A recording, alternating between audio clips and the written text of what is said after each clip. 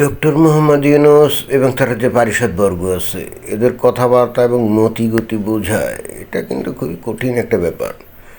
খুবই কঠিন একটা ব্যাপার। কেন এই কথা বলছি, 2 দিন আগে শুনলাম এই উপদেষ্টাদের মধ্য থেকেই কেউ কেউ বলছে, এবং ওই যে এনসিপি যে পার্টি, যেটা নাকি বস্তুত ডক্টর মোহাম্মদ ইউনূসেরই রাজনৈতিক দল, তো সেখান থেকে দাবি করা হচ্ছিল তারা সবাই ডক্টর মোহাম্মদ ইউনূসকে বাংলাদেশে অন্তত কমসে কম 5 বছর ক্ষমতা রাখতে চায়।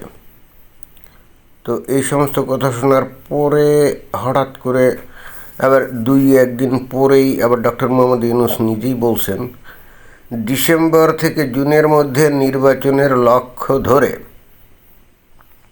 সংস্কার এগিয়ে নেওয়ার তাগিদ ডক্টর ইউনূসের। দেখেন যে তাও ওই সেই ডিসেম্বর থেকে জুনের মধ্যে, তার মানে একটা ঘোর প্যাচের মধ্যে ঠিকই আছে, বাট তারপরও তাগিদ যে দিয়েছে নির্বাচন কমিশনকে বোঝাই যাচ্ছে স্বেচ্ছায় এই কথাগুলো বলেন নাই উনি। নিশ্চিতভাবেই তার কাছে খুব কঠিন মেসেজ গেছে যে নির্বাচন নিয়ে টালবাহানা করা এইটা আগুন নিয়ে খেলা করার মতো। আমি ঠিক নিশ্চিত না যে যখন যে 5 বছর ক্ষমতায় থাকবে বলে যখন মত প্রকাশ করা হচ্ছিল, চতুর্দিক দিয়ে দেখলাম যে বিএনপি তারা নানা রকম কথাটা বলছিল, কিছু গরম গরম কথা বলছিল কিছু কিছু নেতা আমরা দেখলাম। আমার মনে হয় না যে তাদের এই গরম কথায় ডক্টর মোহাম্মদ ইউনূস ভয় পেয়ে গেছে। আমি একেবারে 100% নিশ্চিত এই ডক্টর মোহাম্মদ ইউনূস এবং তার পারিষদবর্গ খুব ভালো করেই জানে তারা যদি সহসা ইলেকশন না দেয়, অর্থাৎ সেই আগামী ডিসেম্বর থেকে জুনের মধ্যে ইলেকশন না দেয়, তাহলে এই বিএনপি যে আন্দোলনের মাধ্যমে কোনোভাবেই এদেরকে ক্ষমতা থেকে নামাতে পারবে না, এ ব্যাপারে ডক্টর মোহাম্মদ ইউনূস এবং তার পারিষদবর্গ খুব নিশ্চিত। তাহলে প্রশ্ন হচ্ছে এখন তাহলে কোন তরফ থেকে তার উপর প্রেশার ক্রিয়েট করা হলো যে 5 বছরের পরিবর্তে এখন আগামী ডিসেম্বর থেকে জুনের মধ্যেই ইলেকশন দিবেন বলে নির্বাচন কমিশনকে উনি প্রেশার ক্রিয়েট করলেন অথবা তাদেরকে নির্দেশনা দিলেন? জটিল প্রশ্ন, তাই না? তাহলে বাংলাদেশের এই অন্তর্বর্তীকালীন সরকারের ওপরে কার প্রেশার যে সবচাইতে বেশি কার্যকরী, এইটা এখন বলা কিন্তু খুবই মুশকিল। আমরা ধরেই নিতে পারি যে ভারতের প্রেশার কাজ করবে না। ভারত কিন্তু নানাভাবে বুঝিয়েছে যে ডক্টর মোহাম্মদ ইউনূসের উচিত যত দ্রুত সম্ভব ইলেকশন করে নির্বাচিত সরকারের হাতে ক্ষমতা দিয়ে চলে যাওয়া।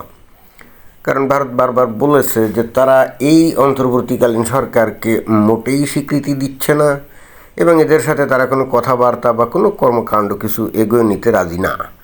তারা একমাত্র নির্বাচিত সরকারের সাথেই তাদের কাজকর্ম করবে।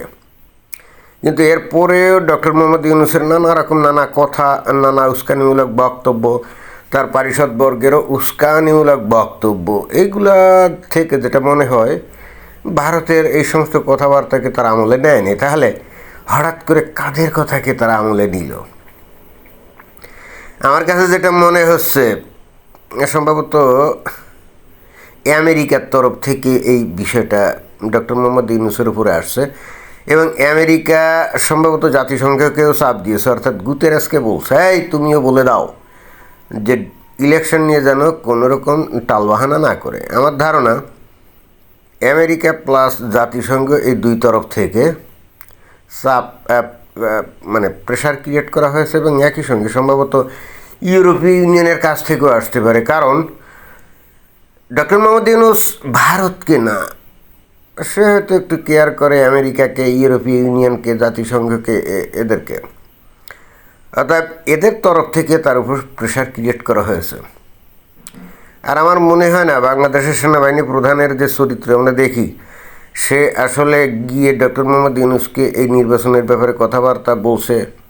আমার কাছে তা মনে হয় না। যদি সেটা হতো তাহলে ডক্টর মোহাম্মদ ইউনূস ইলেকশন নিয়ে এই যে নানা রকম সময় নানা কথা বলা বা তার পারিষদবর্গ নানা সময় নানা কথা বলার সাহস পেত না। অর্থাৎ অন্তর্বর্তীকালীন সরকার এবং একই সঙ্গে তার পারিষদবর্গ এবং এনসিপি নেতারা, এরা বাংলাদেশের সেনাবাহিনীকে খুব ভয় পায় আমার তা মনে হয় না। অন্তত বাংলাদেশ সেনাবাহিনী এই কিছুকাল এমন কোনো কর্মকাণ্ড দেখাতে পারে না যে সেই কারণে তাদেরকে ভয় করতে হবে। বরং সেনাবাহিনী এখন একটা গেড়াকলে পড়ে গেছে, কারণ এই যে শেখ হাসিনাকে তারা ভারতে পাঠিয়েছে এবং তাদের তত্ত্বাবধানে কত 600 650 আওয়ামী লীগের নেতাকর্মী ছিল না, তাদেরকেও তারা নিরাপদে সরিয়ে দিয়েছে। এই জন্য তারা নিজেরাই একটা কঠিন অবস্থার মধ্যে আছে। এমত অবস্থায় তাদের এমন অবস্থা নাই যে তারা ডক্টর মোহাম্মদ ইউনূসের উপরে প্রেশার ক্রিয়েট করতে পারে, অর্থাৎ সেই নৈতিক যে বল বা সাহস এটা তাদের নাই। অর্থাৎ এমত অবস্থায় আমার ধারণা এই যে সেনাবাহিনী প্রধান রাশিয়া গেছিল না, হতে পারে রাশিয়ার পক্ষ থেকে ভারতকে বলা হয়েছে, রাশিয়ার পক্ষ থেকে হয়তো আমেরিকাকে বলা হয়েছে। এখন তো রাশিয়ার কথা ডোনাল্ড ট্রাম্প প্রশাসন তো শুনবে, তাই না? পরিস্থিতি তো নাটকীয় পাল্টে গেছে। আগে হয়তো শুনতো না, জো বাইডেন হয়তো রাশিয়ার কথা শুনতো না। আর জো বাইডেনের মতো কোনো লোক বা ডেমোক্র্যাটরা আমেরিকাতে ক্ষমতায় থাকলে রাশিয়া তাদের সাথে কোনো কিছু বলতো বাংলাদেশ নিয়ে, তা মনে হয় না। তো এখন এই যে এই সেনাবাহিনী প্রধান রাশিয়াতে গেলেন এবং তার পরপরই যখন বাংলাদেশে ফিরলেন, তার পরপরই ডক্টর মোহাম্মদ ইউনূসের মুখ থেকে আমরা এই কথা শুনলাম। সুতরাং এগুলো নিয়ে অনেক স্পেকুলেশন করা যায়, বাট মনে হচ্ছে এইবার ডক্টর মোহাম্মদ ইউনূস সত্যিকার অর্থেই বেশ চাপের মধ্যে পড়ে গেছেন এবং এই নির্বাচন নিয়ে যে আসলে কোনো টালবাহানা আর করতে উনি পারবেন না সেটাই মনে হচ্ছে। এবং এই কথা বলার পর 2 দিন পরে যদি ওনার কথা চেঞ্জ হয়ে যায় এই নির্বাচন নিয়ে, তাহলে বাংলাদেশে ওনার গ্রহণযোগ্যতা একেবারে শূন্যের কোঠায় চলে যাবে। এমনিতেও তার জনপ্রিয়তা তো একেবারে ভয়ঙ্কর ধস নামছে, বিশেষ করে ওই যে তার গঠিত এনসিপি পার্টি যে তাণ্ডব গত 7-8 মাস ধরে বাংলাদেশে চালিয়েছে। তো যে যত কথাই বলুক আর ডক্টর মোহাম্মদ ইউনূস যতই চালাক হোক, উনি যদি মনে করেন যে এই এনসিপি পার্টি তার না, তার দল না, উনি মনে করতে পারেন, বাট বাংলাদেশের পাবলিক ঠিকই জানে। আর এই এনসিপি পার্টির লোকজন 7-8 মাস ধরে বাংলাদেশে কি তাণ্ডব চালিয়েছে সেটাও মানুষ দেখেছে, তাই না? তো এমত অবস্থায় বাংলাদেশে যত তাড়াতাড়ি কোনো একটা ইলেকটেড গভর্নমেন্ট ক্ষমতা নিবে ততই ভালো, কারণ আমরা এটাও দেখতে পাচ্ছি যে ভারত আস্তে আস্তে নানাভাবে বাংলাদেশকে কিন্তু প্যাঁচে ফেলার চেষ্টা করছে। এখন তো ভারত কি ট্রান্সশিপমেন্ট বন্ধ করে দিয়েছে, তাদের ওই বিমানবন্দর ব্যবহার করে যে পণ্য বাংলাদেশের ব্যবসায়ীরা বাইরে পাঠাতো এটা বন্ধ করে দিয়েছে। মজার ব্যাপার হচ্ছে যে ব্যবসায়ীরা ভারতের এই ভূখণ্ড ব্যবহার করে এবং তাদের বিমানবন্দর ব্যবহার করে ওই বিশেষ করে ইউরোপীয় ইউনিয়নের মার্কেটে তাদের পণ্য পাঠাতো, এই ব্যবসায়ীগুলোই কিন্তু সবচাইতে বেশি ভারতকে ঘৃণা করে এবং ভারত বিরোধী। আপনারা একটু খোঁজ খবর নিয়ে দেখেন। এবং এরা এই যে গত 5 বছর ধরে এই যে সুযোগটা নিচ্ছিল না, মনের ভুলেও কোনো দিন প্রকাশ করে নাই কোথাও যে ওই ট্রানজিট সুবিধা বাংলাদেশ থেকে ভারত নেয় নাই এখনও পর্যন্ত সেইভাবে, বরং বাংলাদেশি ভারতের ট্রানজিট সুবিধাটা নিয়ে তারা বাণিজ্য করছে। এবং এই ব্যবসায়ীরা কিন্তু সচেতনভাবে গোপন করে গেছে এবং গোপন করে গিয়ে তারাই কিন্তু ভারতের বিরুদ্ধে সারাক্ষণ ঘৃণা এবং সারাক্ষণ তাদের বিষোদ্গার করেছে। অথচ অ্যাট দ্য সেম টাইম তারা ভারত থেকে সুবিধা নিয়েছে। ওই বাংলাদেশের যে রুগীগুলার মতো এরা বাঁচার জন্য ভারতে যেত, চিকিৎসা করাতো এবং ভারতে বসেই আবার ভারতকে ঘৃণা করতো, অথচ সেই ভারতীয় ডাক্তারের কাছেই তারা চিকিৎসা করতো। এমন পিকুলিয়ার চরিত্র এই বাংলাদেশের মানুষের। এবং কেন এই চরিত্র সেটার সাথে কিন্তু ধর্মযুক্ত। এইখানে এসে এইটা কিন্তু আর অন্য কোনো কিছুর সাথে যুক্ত না, এটার সাথে কিন্তু ধর্মযুক্ত। কারণ বাংলাদেশের মুমিন মুসলমানরা একেবারে শৈশব থেকেই হিন্দুদেরকে অপবিত্র প্রাণী হিসেবে জানতে শিখেছে। অর্থাৎ পরবর্তীতে যখন বড় হয়েছে তখন তো এই অপবিত্র প্রাণীদেরকে তো কোনোভাবেই সম্মান করা তো দূরের কথা, মানে যত প্রকারে ঘৃণা করা যায় সেটাই তো শিখবে, তাই না? এটাই স্বাভাবিক। এটার সাথে কিন্তু কোনো রাজনীতি নাই।